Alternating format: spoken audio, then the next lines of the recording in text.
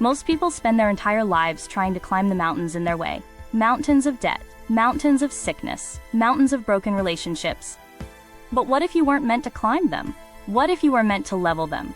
This is the exhortation for the latter-rain saints. This is the master key to the much divine power that the world says doesn't exist. Stop fighting for a victory you already own. Stop letting the devil enjoy your grief and fear. It is time to step into the perfect gift of righteousness and find your place in God. All right, today we're diving into a text with a really powerful idea at its core. Who is God's Channeled Daily Inspiration Book, Volume 1? What this book does is offer a blueprint for taking on life's biggest challenges, not by just fighting harder, but by completely changing how we see victory itself. So let's unpack how it lays out this path. So right from the get-go, the book anchors its entire way of thinking in this powerful promise from Isaiah. And it's not just a nice, hopeful verse, It's presented as the central theme.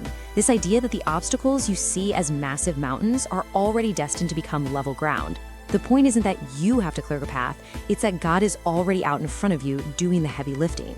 And then, immediately, it becomes personal. The book asks, what does a mountain actually look like in your life? It uses these really specific examples, like challenges in your marriage, your finances, your health, or your business. It wants you to identify your own personal battlefield before it shows you how to fight on it. So how do we typically face these mountains? Well, the book argues that a lot of the time we're coming at them from a place of weakness. And it identifies a core problem behind this struggle, something it calls spiritual blindness. Now, this right here is a huge shift in perspective. According to the author, feelings like grief or fear or depression, they aren't just random emotions that happen to you. No, they're framed as direct spiritual attacks, actively pushed on you by an enemy that wants to keep you feeling defeated. And here we get to the heart of the problem. The book defines it as religious blindness. Basically, the mistaken belief that your suffering is your permanent reality. The author is making a pretty bold claim here, that this state of sadness and grief is a deception, a condition forced on you from the outside, not who you actually are in your spirit. Okay, so this leads us to the book's solution. And it's not just a new strategy. It's a complete reversal of how we normally think about spiritual battles. And the source for this whole new way of thinking is this book by Evangelist Pastor Ben. It's written as a word of encouragement, especially for the latter-rain saints. It's really a call to action to fundamentally change how you think about your struggles and your strength. So, here's the crucial point. It's a subtle change in words, but it changes everything. You are not struggling to get a victory that's somewhere off in the distance. Instead, you're supposed to operate from a place of victory that has already been won for you. And this quote just lays it out perfectly, doesn't it? The book says it directly. Victory is something you possess right now, not a future reward you have to earn. This single idea is really the engine that drives every other concept in the entire text. Okay, so if victory is already ours, how do we actually live like it's true? The book doesn't just leave this as some abstract idea.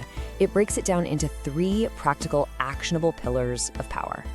First up, we have the foundational tool for accessing all this divine power.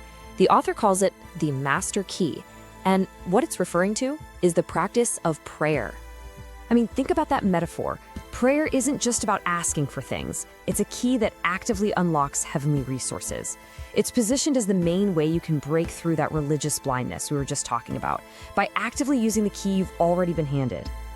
All right, the second pillar deals with your identity, where you stand. The book calls this the invisible garment, and it's a concept that completely redefines righteousness. And this is a really critical point the author makes. Righteousness isn't something you achieve because of your good deeds. Instead, it's framed as a gift you wear, something given to you freely.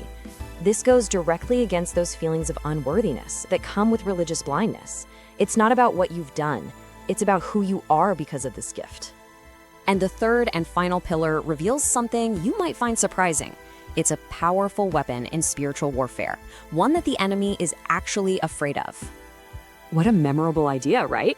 The author is saying that joy, expressed through real laughter, isn't just a passive feeling, it's an active weapon. If religious blindness feeds on sadness and grief, then genuine laughter is its direct antidote. It's a declaration that you refuse to be defined by the struggle.